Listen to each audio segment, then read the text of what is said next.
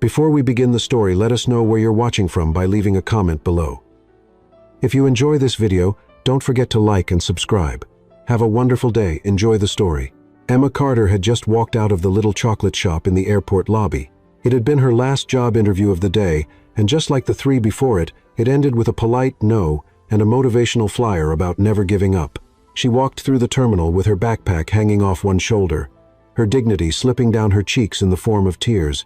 Great idea coming to the airport to look for a job. Next stop selling candy in the parking lot, she muttered. She was about to go through the last automatic door when something caught her eye. An older woman, maybe in her 60s, was struggling to pull a rolling suitcase and carry a heavy purse. A man in a light dress shirt and dark sunglasses was approaching her from behind, with a look that Emma immediately judged as super suspicious. He leaned slightly forward and reached for her bag. She acted on instinct. "Hey, let go of her, you crook," she shouted, swinging her backpack like it was a secret weapon. Before the man could react, Emma slammed the bag into his back with all her strength.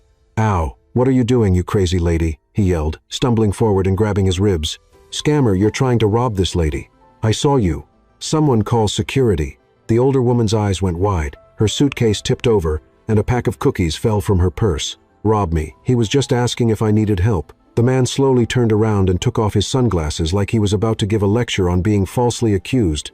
"Help me understand. You thought I was a thief." "Of course I did. You look just like those guys in scam documentaries who wear sunglasses inside an airport. People with style and migraines," he replied. "Don't you think you're going a little overboard, and don't you think you should keep your distance from defenseless old ladies?" "Defenseless? That woman just offered me her self-defense cane. I'm traumatized." The lady watched the argument like she was enjoying a live reality show. "Young people, if you want, I can bring you both a coffee so you can settle this more calmly." The man sighed and reached into his blazer pocket. "Look before you accuse me of organ trafficking or something," he said, holding out a business card. "Noah Bennett, CEO of Bennett Ventures. I'm not a thief." Emma took the card slowly, still suspicious. "This card looks too fancy to be fake," she muttered, "but I'm still not totally convinced. I got hit with a backpack and still have to prove myself." He raised an eyebrow. "Tell me, do you attack a lot of people during the day, or am I just special?" "Only the ones who look like charming bad boys with criminal potential." He gave a short laugh. "Oh, so you do think I look charming. That's progress." She crossed her arms and looked at the card again. "Noah Bennett. Really a CEO, Google me. But maybe wait a few hours. If there's a headline like, 'Man attacked by stranger at airport,' it's probably about me." She gave a small half smile. For the first time, she started to relax a bit. "All right, sorry. Kind of. I'll accept your partial apology," he said, putting his sunglasses back on. "And believe it or not, this was the most fun I've had all week." Then, with a small wave, he calmly walked away. Emma just stood there holding the card, her face burning with embarrassment and a hint of laughter. The next day, she had already walked through half the city handing out resumes. The other half stuffed in her backpack, wrinkled, sweaty, and ignored. She sat down in a small coffee shop near the bus station with a cold buttered toast and a coffee that tasted like it was brewed back in 1998. She rested her forehead on her hand and let out a dramatic sigh that nearly turned into tears.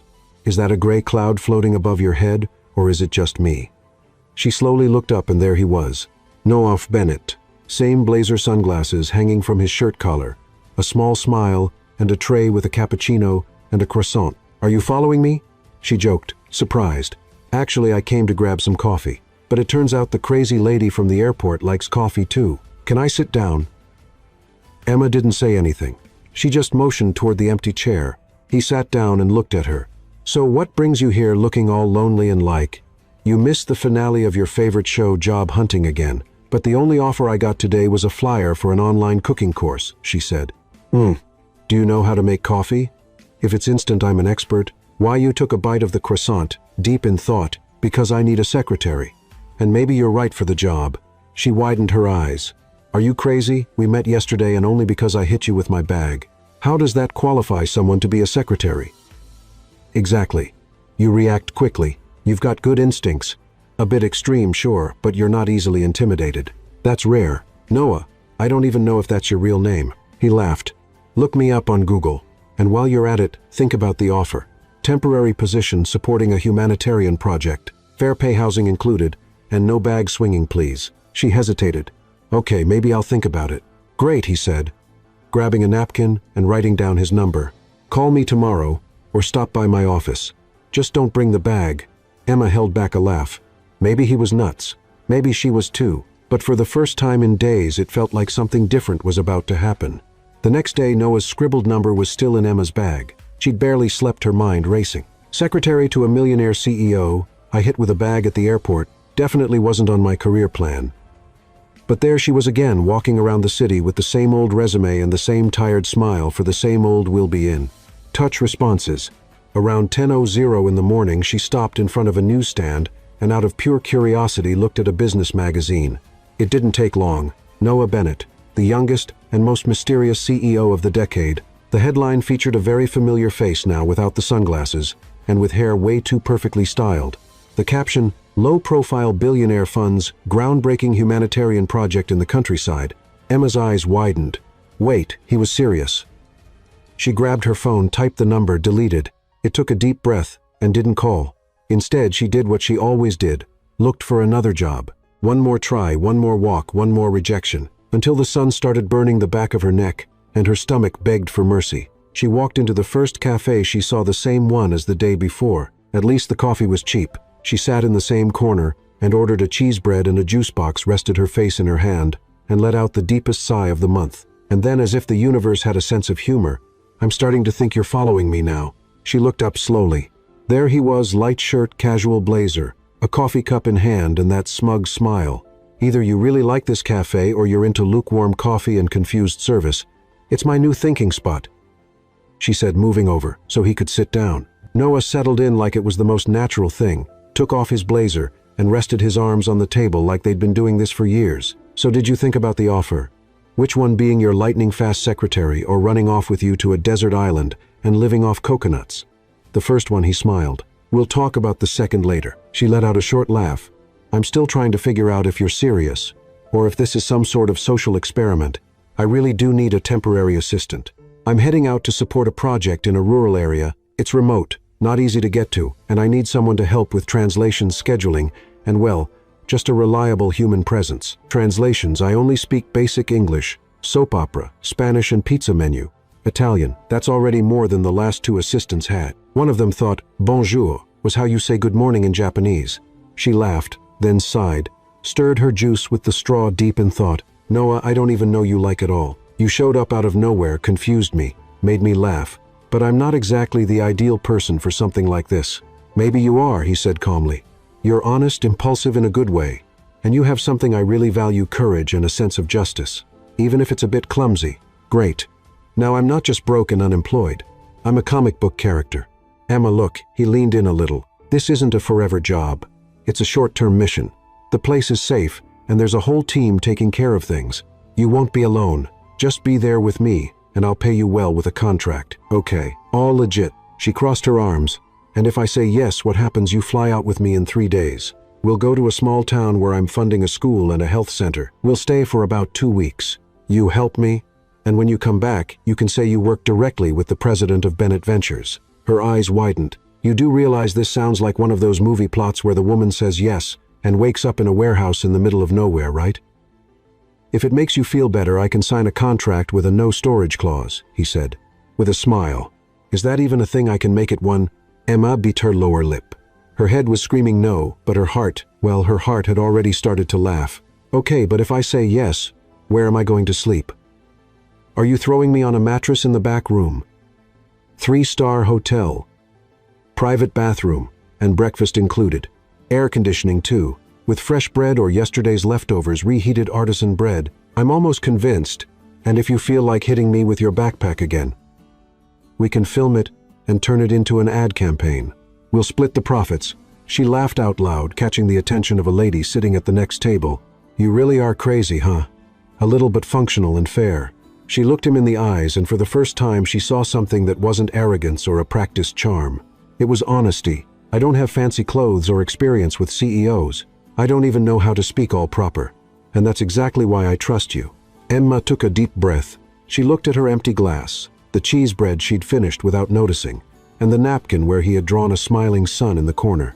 She reached out her hand. "Then you've just hired your secretary." Noah shook her hand firmly. "Welcome aboard, Emma Carter." They stayed silent for a few seconds until she added just one thing. "If you try to mess with me next time, I'll hit you with a frying pan." "Appreciate the warning." The sky was gray, the day they left, as if it sensed a twist was coming. Emma showed up at the meeting point, carrying a backpack that had clearly seen better days, wearing her nicest pair of jeans and a dress shirt borrowed from her neighbor. Her hair was tied in a messy bun, and her nerves were all over the place. "I must be completely out of my mind," she muttered to herself, watching the black SUV pull up in front of her. The door opened smoothly, revealing Noah in sunglasses holding a coffee, looking like he just walked out of a cologne ad. "Good morning, Miss Carter. Ready to regret this? Oh, I've been regretting it since yesterday, but now that I'm already on this sinking ship, let's go down in style." She tossed her backpack in the back seat and got in. The driver started the engine, and they hit the road. During the ride, the silence was broken with occasional teasing. "What are you afraid of, not surviving without Wi-Fi?" Emma asked, adjusting her seatbelt.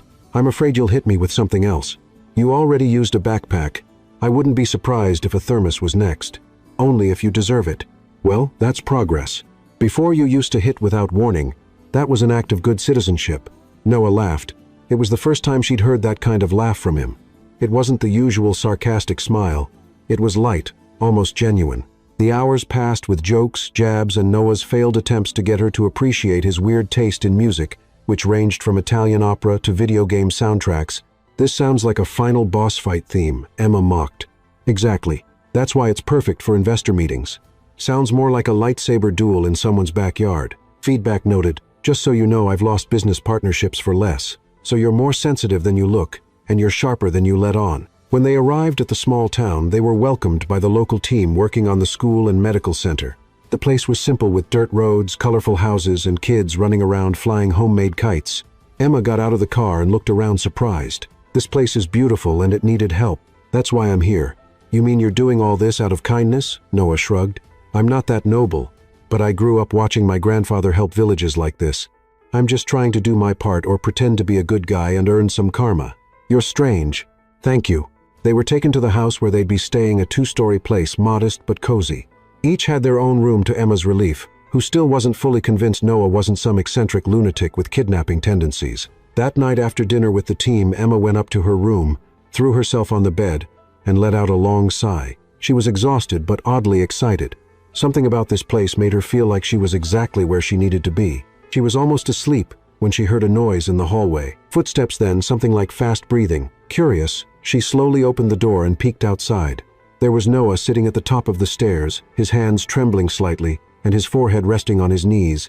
She hesitated for a moment, then walked toward him. "Hey, are you okay?" He slowly looked up. There was no charm there, no sarcasm, just exhaustion and something else, fear. "Yeah, I just need some air. Sometimes I get hit with something like this." Emma sat beside him quietly. "Want me to get you some water?" "No, just stay here." So she did, without asking anything. Just stayed. After a few minutes, he turned slightly and said, "When I was a kid, my older brother died in a place kind of like this.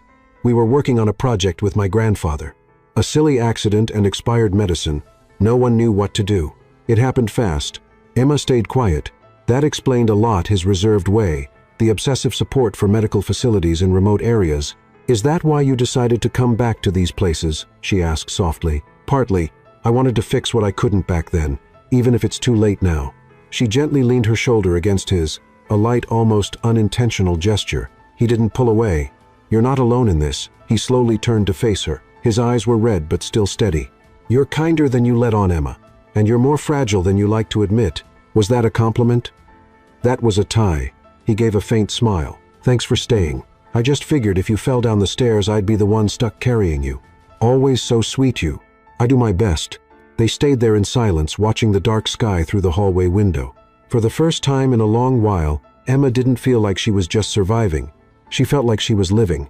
And Noah, well, he was starting to realize that the girl who once called him a con man at the airport might be the only person who could truly see him, not the image the world had shaped for him. That morning, the sun peeked shyly through the clouds, casting golden tones over the clay rooftops and twisted trees of the village. Emma woke up before her alarm, not out of anxiety, but because she'd slept better than she expected. For the first time in weeks, she'd had a light dream, a distant childhood free from bills or job interviews. She walked down the stairs quietly, trying not to make a sound. In the kitchen, she found a local man making coffee in an iron kettle and whistling an unfamiliar tune. She greeted him with a nod and a smile before stepping out the side door. Outside, the air was fresh, and the silence felt almost sacred. Children were playing in the distance, and a group of women washed clothes by the stream.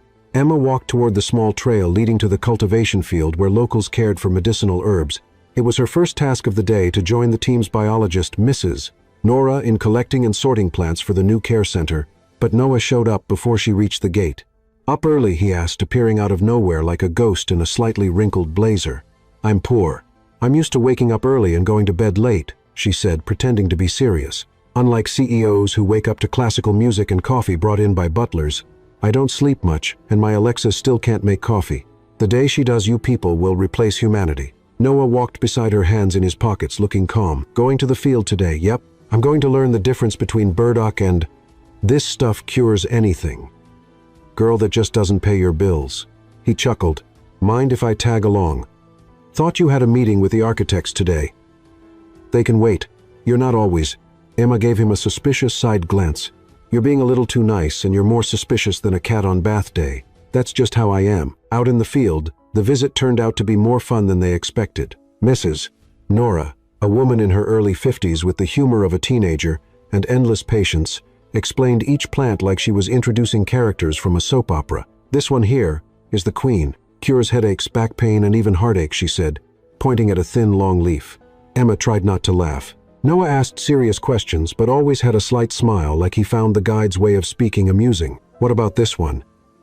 He pointed at a small red plant with a strong smell. "Oh, that one's tricky.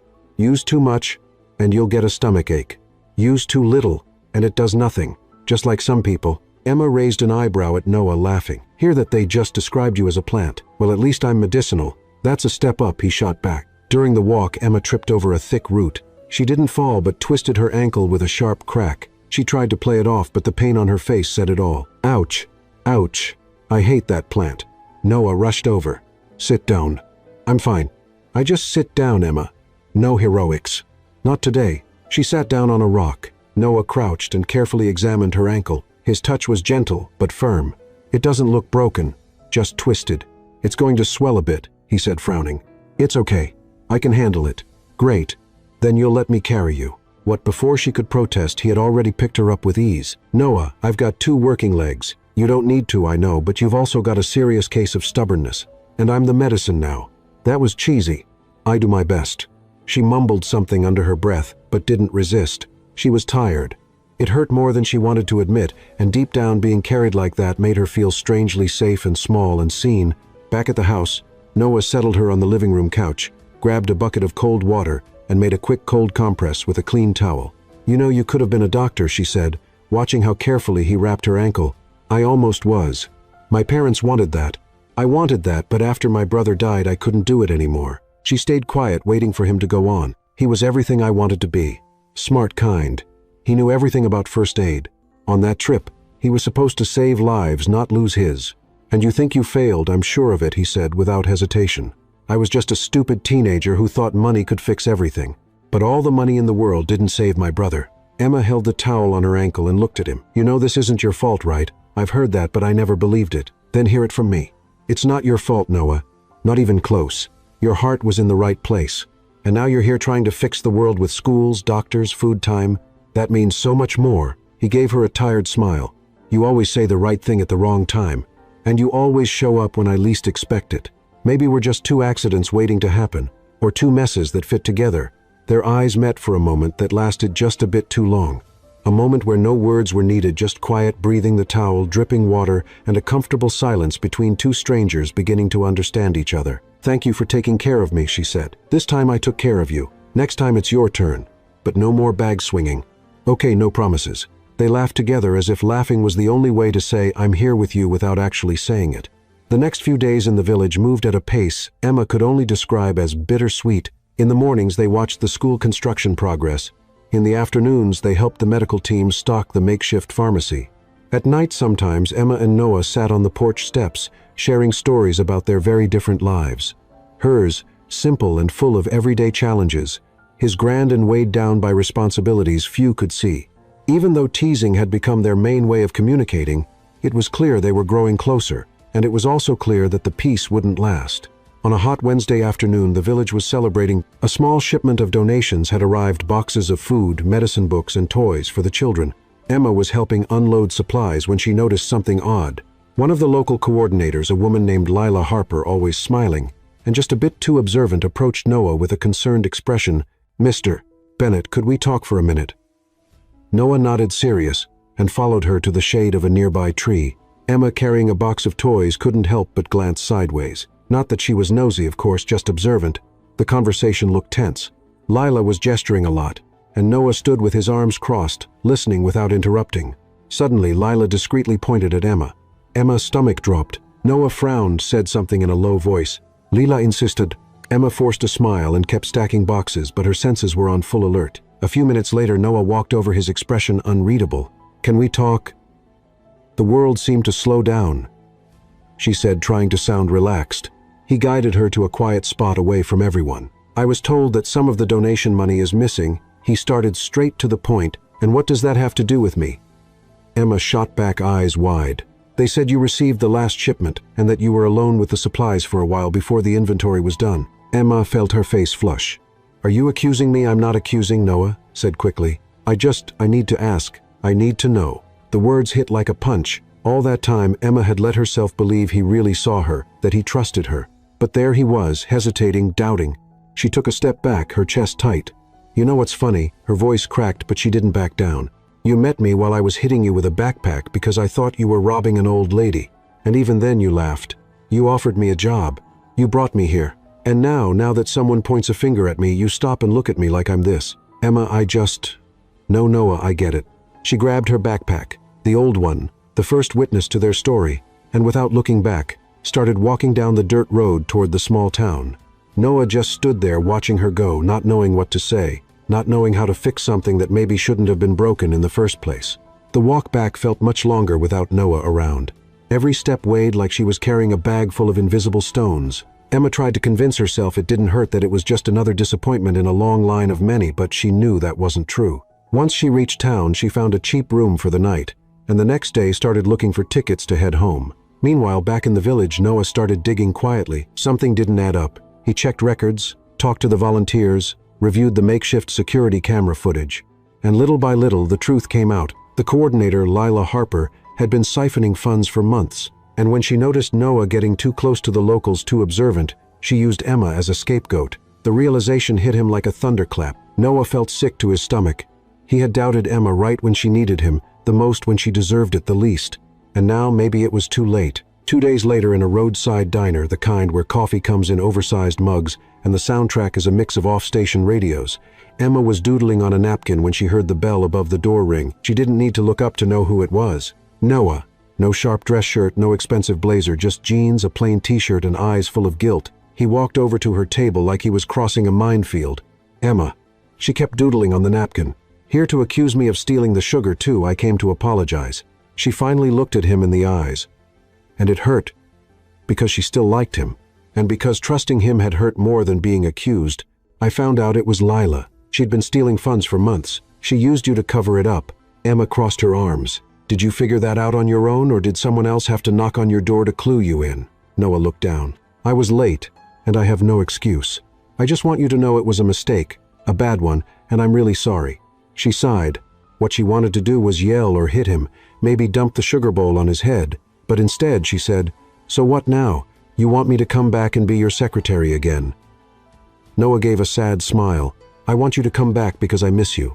Not as a secretary, as you." Emma Carter, the airport girl, the one who takes on a CEO with a backpack, and somehow heals broken hearts without even noticing. She bit her lip, thinking, "And the pay doubled," he said, without hesitation. "And breakfast included. Every day. I promise not to burn the bread." Emma sighed, pretending to think it over. "And if I feel like hitting you again, only if it's with love," he said, opening his arms. She laughed, really laughed, and realized she was tired of holding on to anger, and maybe some people did deserve a second chance. Emma stood up, grabbed her worn-out backpack and said, "All right then, boss. Let's go before I change my mind." Noah smiled, relieved, and walking beside her, he knew one thing for sure. He didn't want to lose Emma again. Not ever. The town looked even grayer after she got back. Emma stared at the bakery sign on the corner like it was an old enemy. Fresh bread starting at 6:00 a.m. She'd gotten up at 5:30, taken a lukewarm shower at the guest house, and put on the least wrinkled clothes from her bag. She was ready for another round of job hunting, but unlike other times, something had changed. and she knew exactly what, or rather who. Noah Bennett wasn't easy to forget. And it wasn't just because he'd burst into her life like a whirlwind in a pressed blazer. It was the way he asked questions no one ever had. The way he looked at her like he was trying to solve a puzzle. The way he listened when she talked about little things like the best way to fry an egg without breaking the yolk. Emma sighed. And then without thinking, she stepped into the bakery. She bought a coffee and a roll. Then she hit the street backpack on her shoulders, folder of resumes in hand, and that old mantra in her head. One more day, one more try. After hours of walking, handing out papers, and hearing different versions of the classic, "We'll get back to you," Emma sat down in a park. The concrete bench was cold and uncomfortable, but she didn't even notice. She pulled out her phone, stared at the screen for a moment, and scrolled through her photo gallery. There was one Noah had secretly taken her holding a child in her lap, laughing, as the little girl decorated her with banana leaves. "Cheesy," she mumbled, but she didn't have the heart to delete it. She turned off the phone and just watched people come and go. An older man feeding pigeons, a woman arguing on the phone, a boy trying to fly a kite with no wind. Life went on without her. Later, she decided to go into a new cafe that looked cheap enough for what she had left in her wallet. She ordered a cheese bread, a coffee, and sat at the last table by the window. She watched the street through the glass, the world moving at a pace that felt completely different from hers. And then, as if the universe insisted on placing them in the same scene, he showed up. Noah. No blazer, no attitude. Just a gray t-shirt, jeans, and sneakers that had clearly seen better days. He looked ordinary, almost normal. Emma saw him before he saw her. She thought about hiding behind the menu, about leaving, about pretending to be someone else, but she couldn't. He saw her, stopped for a second, and smiled. A small, slightly nervous smile, like someone who knows they're stepping into unfamiliar territory. "Hi," he said, approaching carefully. "Do you follow cafes around? Or is this some kind of movie coincidence?" "Coincidence. But can I sit?" She hesitated, then nodded. "There's cheese bread, but the coffee is weak." "I'm not here for the coffee." He sat down slowly, as if she might change her mind at any second. "So you're back in town?" "Yeah. And you came to take care of a few things. Get a little lost maybe. Getting lost is easy around here. Finding a good job, not so much." He gave a half smile. "I figured you'd be working again by now. I am actively being ignored." They were quiet for a few seconds. Then Noah said, "I missed you, you know." She didn't answer. He went on. "When you left, the village felt different. The place, the people, even me. You don't seem like the kind of guy who misses anyone. Maybe not, but you're not just anyone." Emma looked away toward the street. There was a lump in her throat. She didn't want to admit. "So is that why you came to say you missed me?" "Not just that." He pulled a folded paper from his pocket and laid it on the table. "What's this?" "A map of a new project in the mountains, more remote, more complicated, but important. And I want you to come with me." Emma looked at him. "You're asking me on another mission?" "It's not just a mission. It's an offer." She raised an eyebrow. "An offer. I want you to be my partner on this project officially, not as a secretary or an assistant. I want you to think with me, plan, build. I want you as my ally." That sounds like a lot of responsibility and not much pay. Same pay, as always, but now with emotional bonus. She let out a short laugh. "Noah, why me?" "Because you see what no one else sees. Because you don't treat me like a CEO. Because you make me laugh. And because since you left everything feels dull." She looked at him long and deep, like someone searching for cracks in the words. "What if I say no? I'll wait a little longer. Then I'll show up at another cafe and another until you say yes. And if I say yes, I'll bring cheese bread every day, and you can pick the soundtrack for the trip." She smiled. "Even if it's country pop." "Now you're really testing my generosity." They both laughed. The tension started to melt like sugar in coffee. Emma picked up the paper, unfolded it, and studied the map. "It's far. Very. It's risky. Quite a bit. And you're not even sure it'll work." "Not at all." She folded the paper and put it in her bag. "When do we leave?" Noah smiled like a boy who just got an unexpected gift. "Tomorrow, if you're ready." "I was born ready. Just took a few years of stumbling to realize it." He looked at her like he wanted to say something more, like he had something long held inside. But he held back. "Thank you for trusting me again. Don't push it. It's trust in installments, with interest, high ones." The next day, Noah showed up at the guest house door with a rental car, a big backpack, and a crooked smile. "Ready? Never. But let's go." During the trip, the scenery began to change from the busy city to open fields, dirt roads, and finally mountains. Tall, green, majestic mountains. "This place looks like something out of a book," she said, gazing out the window. "And it's about to become a new chapter. Feeling philosophical today, huh?" "That's your fault. Mine. You make me deeper and more sarcastic." A perfect combo. They arrived at the village near sunset. The air was fresh, and the silence was broken only by birds and the sound of a distant waterfall. They were greeted by a small local team and taken to a simple wooden house with 2 bedrooms and a porch facing the sunset. So Noah asked as she explored the place, "I like it. Smells like a challenge. And old coffee, but we can fix that." That night they sat on the porch, blankets over their shoulders and mugs in their hands. Emma, huh? Why did you say yes? She thought for a moment. Because I'm tired of chasing things that don't exist. And you. She turned to face him. You're not perfect, but you're real. And I trust that. I trust you. Noah smiled then in a softer voice. What if I told you this project was just an excuse for what? To be with you. Emma stayed silent, then answered with a gentle smile. Then let's make it worth it.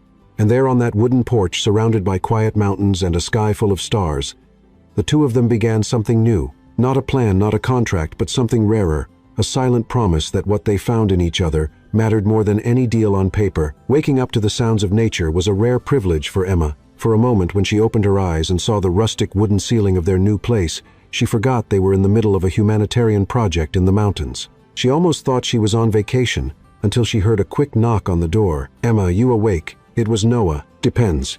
Is there coffee? There's a kettle with warm water and a pack of crackers. Paradise is right there in the kitchen. Then yes, I'm up. She got up laughing, put on sweatpants and left the room. In the small makeshift kitchen, Noah was wearing a floral apron, clearly borrowed, and stirring something in a pot with what looked like confidence, but smelled like disaster. Can I ask what you're doing, Oatmeal? That smells burnt. It's a rustic touch. Smoky. Noah, you're great at saving communities, but in the kitchen you're a health hazard. Good thing we've got a cook on duty then, he said, handing her the spoon. Want to try it? Emma looked at the spoon like it might be toxic, then chuckled and accepted the challenge. Tasty, she said, swallowing hard. Tastes like childhood abandoned. Noah laughed, rinsing the spoon. Okay, we'll call this a symbolic breakfast. The real food comes when the volunteers get here. After eating what they could and laughing just enough, they headed to the new construction site, a school made of wood and stone on what used to be an overgrown lot. The structure was starting to take shape, but there were still plenty of challenges. That foundation looks crooked, Emma said, pointing to the left corner of the site. If it rains hard, this will sink. I noticed too. I called the engineer to recheck the numbers. That's great, boss, she teased. Learning to delegate. After you gave me a lesson on how to use a hoe without looking like a tourist, I figured I should listen more. See, living with me changes lives. It does. Mine's already turned upside down. Emma looked away but couldn't hide her smile. In the days that followed, a routine settled in. They woke up early, organized supplies, held meetings with the locals, and assigned tasks. At night they sat on the porch and talked about everything from international politics to rice pudding recipes. But something lingered in the air. A silent tension. A growing urge to close the gap between their chairs on the porch. A glance that lasted half a second too long. And then on a rainy afternoon, while checking supply boxes inside one of the storage rooms, the unexpected happened. Hey, hold this box. It's heavy, Emma said, handing over a container of medicine. Noah took the box, but it slipped a bit. Reflexively, he grabbed her with one arm, and his other hand landed on hers. Neither of them moved. The box hit the ground with a dull thud. Emma looked at his hand over hers, then looked at him. Why are you holding me? For safety. The box already fell. I know. Silence. So still about safety? No. Now it's impulse. She laughed, a little nervous, but she didn't back away. If I punch you right now, it'll just be a reflex. I'll take the risk. He stepped closer. Their faces were so near she could feel the warmth of his breath. Noah, just tell me if this isn't the right time. And if it is, then I'll try not to ruin it. The kiss happened slowly, with hesitation and urgency all at once. It wasn't planned. It wasn't forced. It was inevitable. When they pulled back, Emma still had her eyes closed. And when she opened them, Noah's face was serious, but his eyes held a new kind of light. Was that a mistake? He asked. No, but it's a problem. Why? Because now everything's more complicated. Maybe simpler. Do you always see the glass half full? I see you, and that's enough for me. In the days that followed, they tried to act like nothing had changed, but everything had. The way his arm brushed hers in the kitchen, the way she said good morning with a softer smile, the little jokes, the long silences, it was all telling. And then came the crisis. One of the village kids showed up with a high fever. Soon after, 3 more. The care center wasn't ready yet, and the doctor who was supposed to arrive that week was delayed due to logistics. Emma jumped into action. She set up an emergency room, made beds with blankets, and worked with basic meds and thermometers. Noah handled communication with the central team, trying to get help faster. That night, Emma barely slept. She paced back and forth, checking on the kids, writing down symptoms. She felt the weight of the world on her shoulders, and even more because now that world was shared with him. Around 3:00 in the morning, Noah walked into the room, eyes red from exhaustion. "How are they? Fever's under control for now, but I don't know how long we can keep this up. I asked for outside help. A volunteer group is already on the way. They should be here in the morning." "Good. Until then, we turn into superheroes." Noah stepped closer and touched her shoulder. "You already are. You always have been." She looked at him, and for the first time since the kiss, she didn't look away. "I'm scared this whole thing could fall apart. That we'll fail. You might fail at a lot of things, Emma, but never at trying. And with you. What if I mess up with you? Then we'll mess up together, but I promise I won't let you go."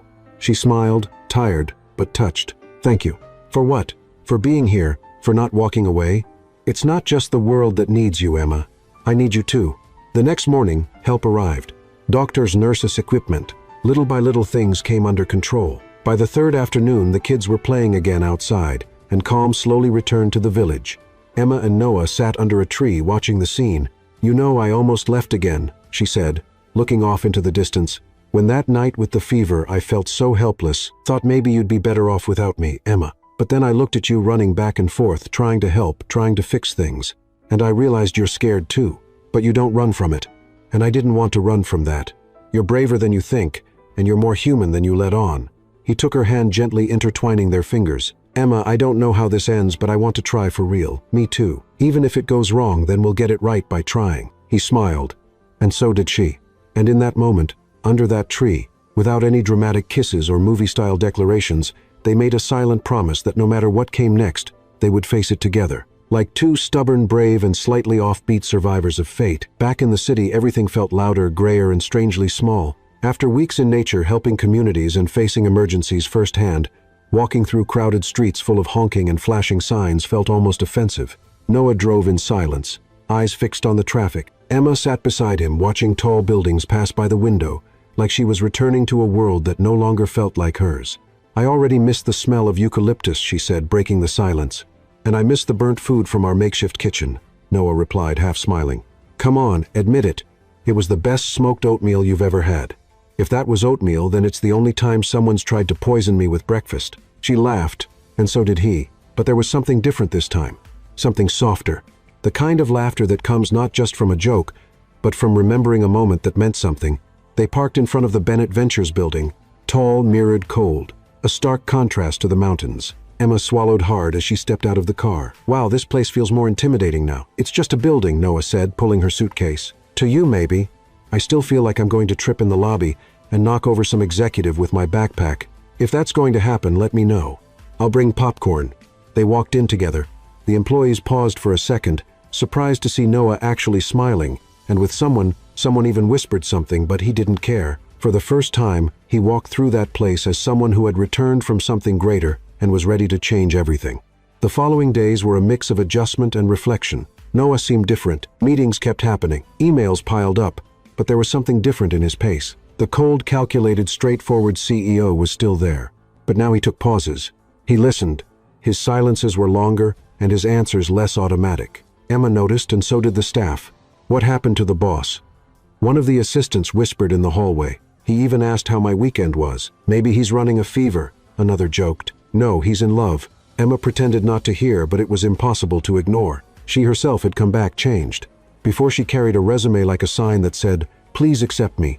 Now she carried stories, small scars on her ankle, a confidence that didn't come from diplomas, but from surviving, from showing up. She didn't have an official title yet. Noah kept saying she was free to create her own. But for now, she just wanted to watch, understand, see up close what he did and how she could do it better. One Wednesday afternoon, while organizing reports in the small, bright office Noah had given her, Emma heard a knock at the door. "Are you busy?" he asked, holding a glass of juice. "Always, but I multitask. Come in." He walked in and sat in the guest chair like a client. "I wanted to show you something," he said, pulling an envelope out of his backpack. She raised an eyebrow. "You carry a backpack now." "Side effect of spending time with backpackers," he said, handing over the envelope. Inside were a few papers and an architectural sketch. "What's this?" "A new project, but personal." She looked through it. It was a draft of a community center with a play area, medical offices, a reading room, and a greenhouse. "Looks like a full social center." "Yeah, for a nearby community. A poorer neighborhood." I heard there's an abandoned lot that could be put to good use. And you want to do this? I don't want to. I'm going to. And I want you to run it with me." Emma looked at him. There was honesty there and quiet hope. "Are you offering me a job? Now I'm offering you a purpose. The job title can come later." She picked up the paper slowly. "I'll do it, but under one condition." "What's that?" "That you stop looking at me like that every time I say yes to something." "Like what?" "Like you're in love." He didn't answer right away, just smiled. "And what if I am?" Emma looked away, pretending to rearrange the papers. "Well, that complicates things or makes everything better." She shook her head. "You were easier to deal with when you only made exploding oatmeal, and you were more predictable when you kept calling me a con artist. Kind, trailing, system."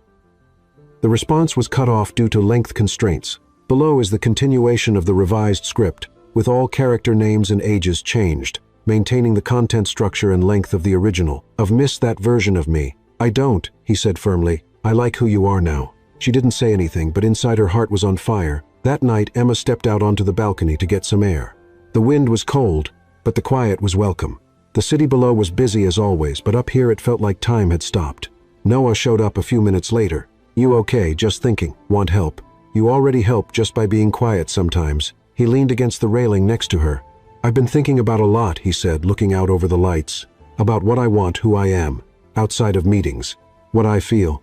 And what do you feel?" He looked at her, his face serious. "No jokes this time. That life makes more sense with you in it." Emma held her breath.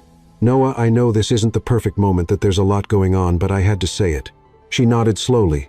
"I've been thinking too, and maybe for the first time I'm not scared of what's next." He smiled and held out his hand. "Then stay with me in this project, in this crazy ride in this life." Emma took his hand. "I'm already here, Noah, and I'm not going anywhere." They stood there hand in hand looking at the city. It was the middle of the night when Emma woke up, startled by her phone vibrating non-stop.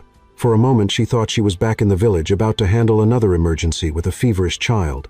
But no, she was in her small apartment overlooking a completely unglamorous parking lot. The name on the screen blinked: Mrs. Evelyn, doorkeeper of Noah's building. "Hello?" Emma answered, her voice groggy. "Miss, I'm sorry to call this late, but I thought you should know." "Mr." Noah ran out of the building. He looked really upset. There were some reporters outside saying things. He got in his car and left without a word. Reporters. Yeah, 4 of them, with cameras, microphones, talking about some old scandal. I didn't get all of it, but Noah went pale. "I thought I should let you know." She thanked the caller and hung up. Her heart was racing, her head spinning. She thought about calling him about going to the building, but something made her open her phone's browser instead. And there it was. Old scandal resurfaces. CEO Noah Bennett, accused of covering up failures in humanitarian projects funded by his company. Leaked documents reveal the truth. Emma read in silence. Every word felt like a stab. According to the article, a project funded by Bennett Ventures years ago had serious flaws in the construction of a medical center. There were records of harmed patients, even one death due to medical negligence. The documents suggested the company had known about the risks and chose to keep them quiet. She knew this had happened before Noah became CEO. But did he know? Had he chosen to stay silent? Her hands were shaking. Her head was spinning. Memories of the village. The laughter, the promises made at the foot of the mountains, all tangled up with a fresh wave of doubt. Hours later, now morning, Emma went to Bennett Ventures headquarters. The atmosphere in the building was tense, with people in impromptu meetings and reporters camped outside. Upstairs, she found Noah's personal assistant visibly shaken. He left before dawn, didn't say where he was going, just told me to cancel everything. Emma thanked her and walked into his office. It was empty, but there was an envelope on the desk with her name handwritten on it. Heart pounding, she opened it. "Emma, when I met you, I thought you'd be the most unpredictable part of my life. Now I realize you're the most steady part. Before this story grows any bigger, I need to step away. Not out of fear, but because this isn't about me. It's about the projects we still have to complete, about the people who need them to continue. If I stay, the media will turn this into a circus. If I disappear for a few days, maybe they'll focus on what truly matters." I didn't want to leave without saying something, but I also couldn't look you in the eye knowing I was letting you down. I'll be back soon, and when I return, if you're still here, I promise I'll tell you everything. Noah. Emma sat in his chair and read the letter 4 times. The words felt honest, but honesty sometimes wasn't enough, and she knew that better than anyone. In the days that followed, Noah vanished. No emails, no messages. Emma tried to carry on with the work. The community center was still a priority, but there were too many gaps. Gaps no one else seemed to notice, only her. The walls might have been standing, the plans underway, but inside everything felt quietly incomplete. That's when she decided to look for the only person who might know where Noah was his grandfather, Mr. Arthur Bennett. She had briefly met him at an event, a refined, straightforward man with the kind of gaze that sees through lies. She found a number, made a call, and arranged a meeting. "You've got courage," Arthur said as she arrived. "No one from the press tried to call me, but you came here in person." "I'm not here as a journalist. I came as someone who cares about your grandson." They were sitting in a quiet garden behind an old mansion. Arthur served tea, the kind of man who kept his manners even in a crisis. "Did he tell you about the 2015 project?" the gentleman asked. "No, but I read about it, and he disappeared before he could explain." Arthur sighed. Back then, Noah wasn't CEO. He was just an intern sticking his nose where it didn't belong. When the problem started, he tried to report it, but the board shut it down. He was pushed aside. "When I took over the company for my son, I brought Noah back, and he became the man you know. So he tried to stop it and failed, and he's been carrying that ever since. The guilt, the helplessness, the thought that he should have done more. He doesn't disappear out of shame. He hides because he's afraid of letting down the few people who truly believe in him." Emma felt a lump in her throat. "Do you know where he is now?" "I do, but I won't tell you." Her eyes widened. "Why not?" "Because if you truly want to find him, you'll know where to look, because only someone who really understands him knows where he runs when everything falls apart." She left angry, and with a heavy feeling in her chest that only kept growing, she stayed up all night turning over memories in her mind. She remembered the day Noah had that breakdown on the stairs back in the village, the place where he said he felt closest to his brother, the smell of wet earth, the mountains, the twisted trees. And then she realized the road, the same road that led to the village where it all began. The next morning she got in a car and drove for hours. The path was familiar, but her anxiety made everything feel new and uncertain. By the time she finally reached the village, the sun was already beginning to slip behind the hills. And there he was sitting on the porch of the school, under construction, hair messy, beard unshaven, his expression lost in the distance. She got out of the car without saying a word, just walked toward him. He saw her, stood up, but didn't move. "So this is where you come to hide," she said, her voice trembling. "This is where I remember who I want to be," he replied. "I read your letter, and you came anyway." She nodded. "You should have told me everything sooner." "I know, but I was afraid. Afraid of losing me." Emma took a step closer. "We only lose what we leave behind, and I'm here. Doesn't that mean something?" He looked at her like he was seeing light after days in the dark. "I still want you in this with me, even when everything feels like it's falling apart. Then stop running. Face it with me." He held out his hand. "Can you forgive me?" She took it. "Only if you promise that next time you run away you take me with you." They laughed and he pulled her into a tight hug, strong, real. The sky above the village was cloudy, but Emma felt something light in her chest. Since finding Noah again on that porch, the two of them had started walking side by side once more, with no rush, no promises, but with something stronger than words. A quiet choice to stay. That morning, after a quick breakfast of leftover bread and butter softened by the sun, they went out for a walk. Just a walk. As if the whole world could wait a few more hours. "You know what I realized," Noah said, kicking a little stone along the dirt road. "That you don't know how to make coffee." Emma teased, smiling. "I already knew that. I'm talking about something else. About me." "Oh, then it's serious. Go ahead." "I've always chased the idea of being someone important, the successful CEO, the responsible grandson, the guy who fixes everything. But with you, I don't need to be any of that. Just an ordinary guy with dirty sneakers. Just someone who can listen and laugh at himself. Someone who can mess up and still be accepted." Emma walked in silence for a few steps. Then she replied, "I realized something about me too. What is it that I always felt like I had to prove something to the world? That being poor, simple, without a fancy degree put me behind everyone else. But when I walked into that village with you, I saw that I didn't need to race. I was already on the right path." Noah stopped, turned to face her. "You're stronger than you think, and you're more vulnerable than you show. Maybe that's why we work. Or maybe it's just luck." They laughed, and for a few moments everything felt right. Back in the city a week later, life picked up again, but with new energy. Noah returned to leading projects with a different view. More collaborative. More aware. Emma now had a title, Social Impact Coordinator. "Sounds important," she said when she saw her new badge. "It is because you are Noah Mainpage," Noah replied, handing her a mug that read Chief of Reality. But not everything was celebration. One Friday night, while they were sorting through papers in her office, Noah got a call from his grandfather. "I need you to go to Germany for a few days," Arthur said over the phone. "There's a conference with our European partners, and you're the only one who can convince the board that the company is still trustworthy." Noah turned to Emma. "My grandfather wants me to go right away. It'd be 4 or 5 days at most." She nodded. "Of course, go. I was thinking of taking you with me." She looked at him. "Germany, I barely speak English." What would I even do there? Be yourself. And that's enough to keep me sane. Emma smiled, but then grew serious. Noah, I don't know. We just found our way back to each other, and you know I'm still trying to find my place here. Going to another country right now feels like too big of a step. He nodded slowly. I understand. Really, go do what you need to do, and when you come back we'll pick up where we left off. Promise only. If you promise to come back. He came closer, holding her hands. I promise. Noah left 2 days later. At the airport, their goodbye kiss was long, silent, and full of promises. Neither of them dared to say out loud. Emma went back home with the strange feeling that a part of her had boarded that plane. During the first 2 days, they messaged each other constantly. I arrived. It's freezing, but the croissants are good. It's hot here. And the bakery burned the bread again. Come back soon. On the third day, the messages slowed down. Meetings time, zones, busy schedules. On the fourth day, silence.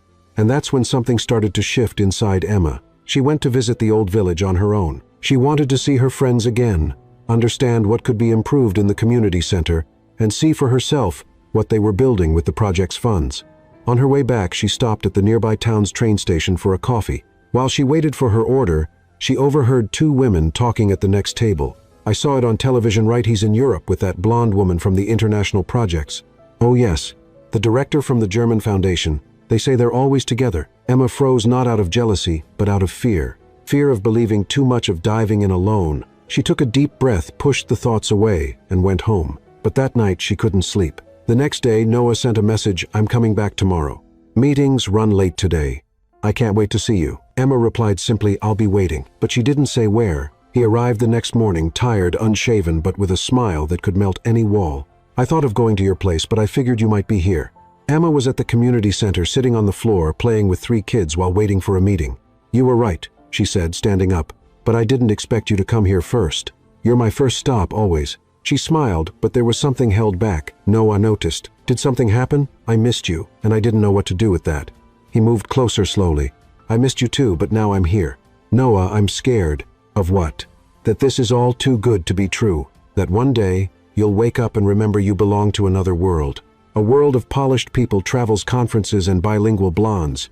He understood immediately. You heard about the German director I did. Emma, she's married and has 3 kids. We only work together. It was all professional. You can even call her if you want. She looked down, feeling awkward. I'm sorry. It's just that I care, maybe more than I should. He gently lifted her chin. You should care because I care too. More than I can say, more than I know how to show. And now we start again and again, as many times as it takes. She nodded. Just promise me one thing, anything, that the next trip will be with me. You don't even have to ask. It's already part of the plan. If someone had told Emma she'd one day be sitting in a meeting with executives explaining social impact concepts and speaking confidently about human values, she probably would have laughed or run away. But there she was, wearing a white shirt, dark jeans, and the Bennett Ventures badge hanging proudly on her chest. Next to her, Noah focused, but with that little smile every time she spoke. Our goal isn't just to build buildings.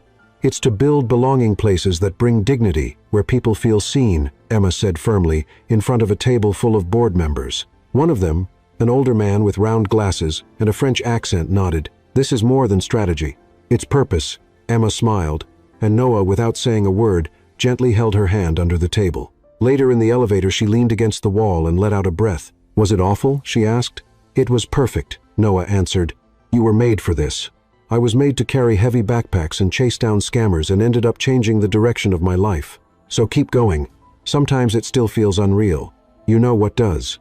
All of this, us. The projects, the feelings. Emma, none of this is unreal. It's what we built. Brick by brick, word by word. She looked at him. And what about what we're still going to build? Noah smiled, but didn't answer. Not yet. The following week, they decided to take a break from the corporate chaos. They went back to the village where it all began. The project was running well. The school was open. The medical center was active, and the children happy. It felt like coming home. One afternoon, they walked up the hill, where they had talked for the first time under the clear sky. This is where I truly saw you for the first time, Noah said. And it's also where you made me cry for the first time, Emma replied with a hint of humor. I made you cry when you doubted me. I pretended it was fine, but inside it felt like an earthquake. Noah lowered his eyes. I still regret that. Good. That makes you more human. And you make me want to be better. They sat on the same rock where she had once rested her twisted ankle. Do you remember? She asked. I do. I wanted to carry you everywhere after that. Well, now I walk on my own, she said, smiling. And still I want to walk beside you. She looked at him. Noah, is this a speech, a confession, or are you just being dramatic again? He reached into his pocket and pulled out a small wooden box, hand-carved. Emma froze. Is that what I think it is? He opened the box. Inside a ring with a small detail carved into it, the flower she loved. The one they'd found together in the village's medicinal garden. I thought about making a big gesture, but then I realized our story didn't start with anything fancy. It started with honesty, with stumbles, with courage, with a backpack, and a misunderstanding. She laughed, tears already welling in her eyes. So I ask you, Emma Carter, will you keep building this thing called love with me? She bit her lip, trying not to cry. Only if we build it with strong bricks. No patchwork jobs. Reinforced bricks, I promise. Then yes, I accept. He slipped the ring onto her finger, and the kiss that followed wasn't just sealing a promise. It was the celebration of two paths crossing in the most unexpected way. The wedding happened months later. No big show, just friends, the village volunteers, and the children as flower girls and ring bearers. Emma wore a simple dress that seemed made of breeze. Noah wore white, both barefoot, standing in the grass. During the vows, she said, "When I met you, I thought you were a con artist, and in a way you were you stole my peace, my quiet, and then my heart." Everyone laughed, Noah most of all. He replied, "When I met you, I thought you were a mess, and I was right. But you were also the most beautiful and brave mess I'd ever seen. And in that mess I found my place in the world." They kissed to applause flower petals and the warm smiles of those who had witnessed not just a union but a transformation. The wedding was simple, but every detail held truth. After the ceremony, while friends still danced under yellow lights strung between old trees, Emma and Noah slipped away. They climbed the small hill hand in hand, laughing breathless as if escaping into a world that finally felt right. At the top they stopped, still catching their breath.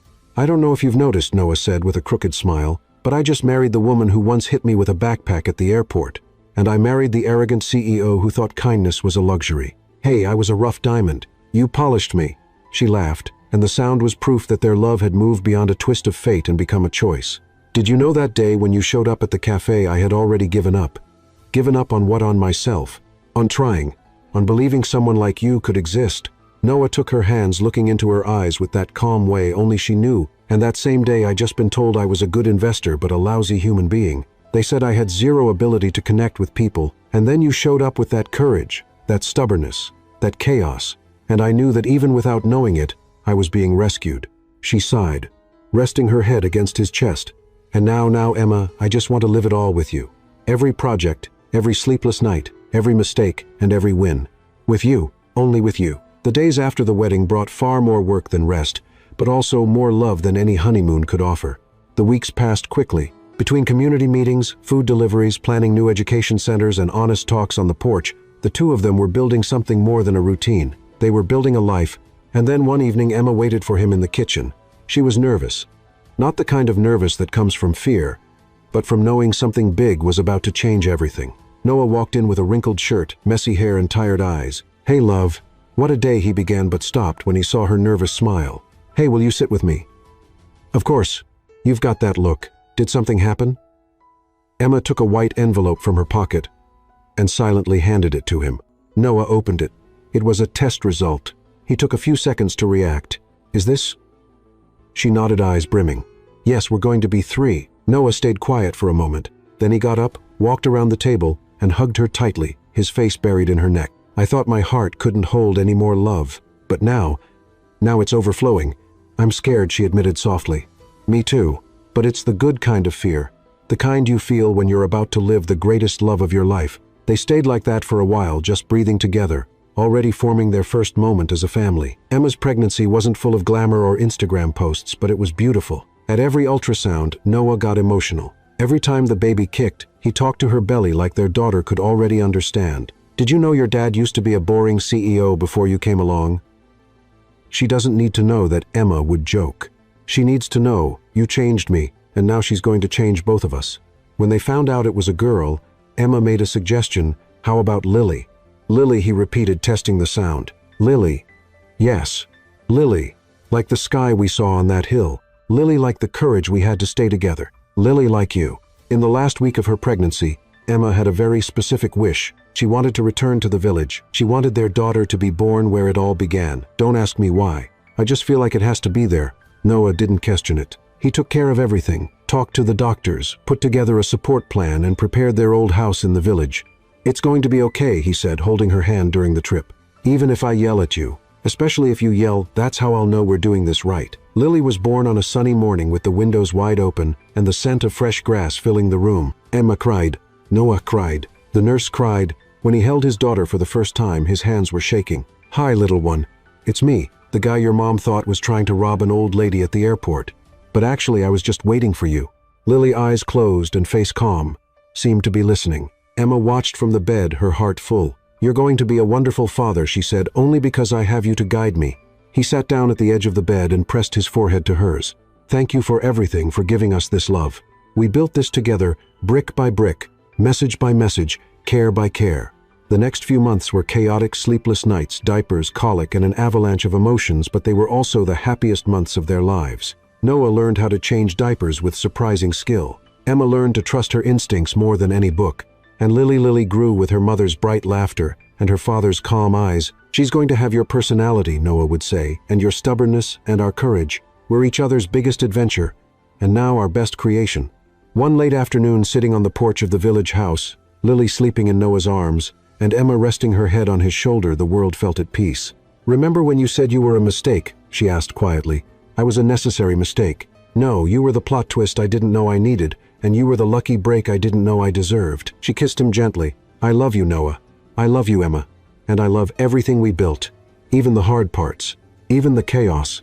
Especially because of the chaos. Because it's in the chaos that we find out who really wants to stay." They looked at each other. Then they looked at Lily sleeping peacefully, as if the world was too light to worry about. And it was because now her world was made of love from a mother who learned to love herself by being loved from a father, who learned to love by taking off his armor from two people who met at an airport between a backpack and a misunderstanding, and who. Now there on that porch were three. An unlikely trio, but absolutely perfect.